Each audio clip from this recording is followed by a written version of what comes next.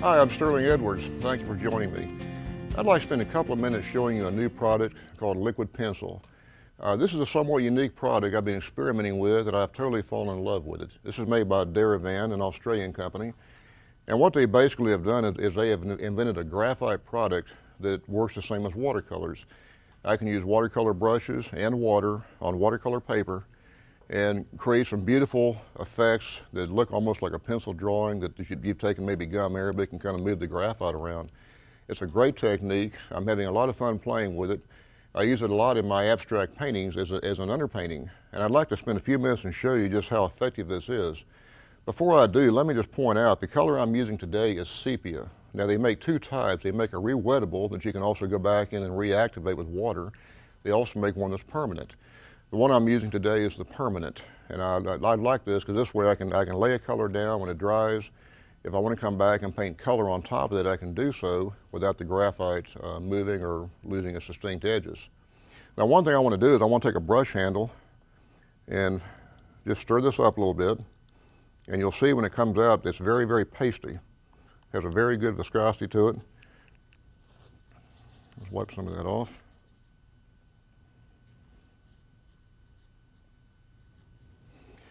And I've done a simple drawing here of just a tree.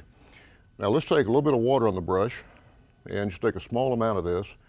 And I'm keeping this off my palette for a very specific reason. Graphite has a waxy substance in it, a residue to it.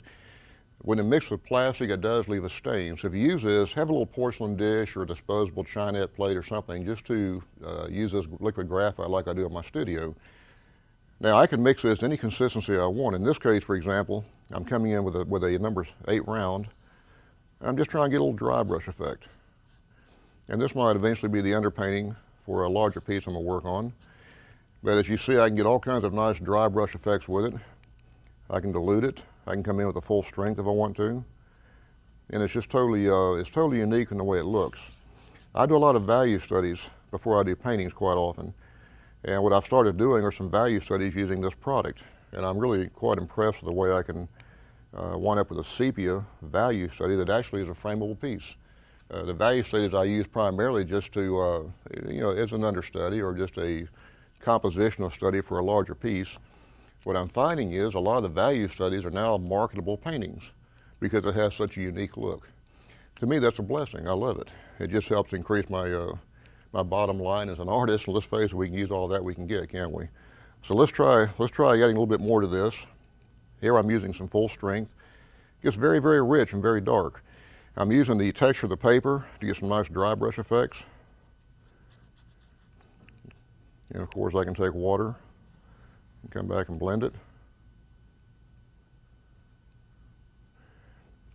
When I was first shown this product, I was quite intrigued with it, and I decided to go ahead and give it a shot and see what I could do with it. And now I've just, almost every workshop I've been teaching ever since, I'm showing people how to use this. What I'm finding is they love it because they've never seen anything quite like it. And if you look at this simple little study, it has a very almost oriental look to it, almost like you see with an oriental ink drawing.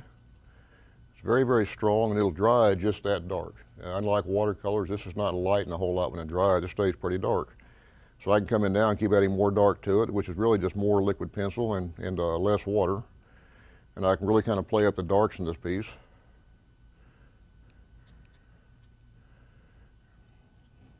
And eventually, before you know it, you've got a nice, either a painting or an understudy for a painting. Now, if I were using the re-wettable liquid pencil right now, it'd be easy to come back after this dries and take a damp brush or even a bristle brush and come in and soften some edges. I've been doing quite a lot of that, but I still am pretty partial to the permanent. That's just my personal taste. You may find that you like the re-wettable much better for the way you paint. It's a great product. I hope you'll give it a try.